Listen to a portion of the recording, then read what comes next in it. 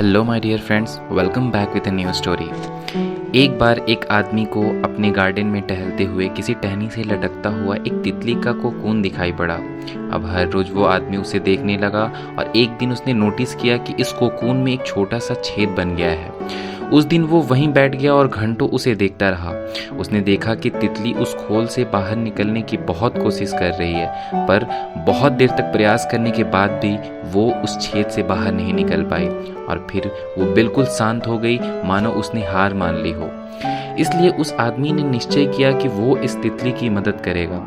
उसने एक कैंची उठाई और कोकून की ओपनिंग को इतना बड़ा कर दिया कि वो तितली आसानी से बाहर निकल सके। और यही हुआ, तितली बिना किसी और संघर्ष के आसानी से बाहर निकल आई, पर उसका शरीर सूजा हुआ था और पंख सूखे हुए थे।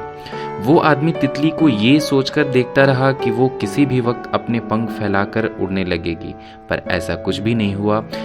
विपरीत इसके, बेचारी तितली कभी उड़ ही नहीं पाई और उसे अपनी बाकी की जिंदगी इधर उधर घिसटते हुए बितानी पड़ी।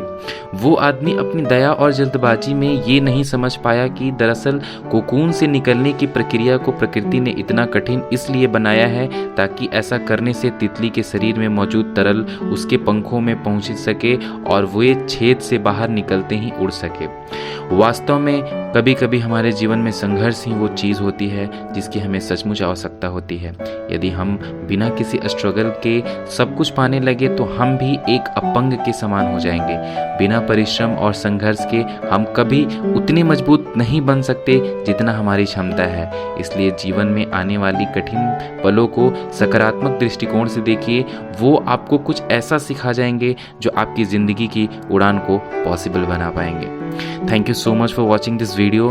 Please subscribe to my channel and share this with your friends. Thank you.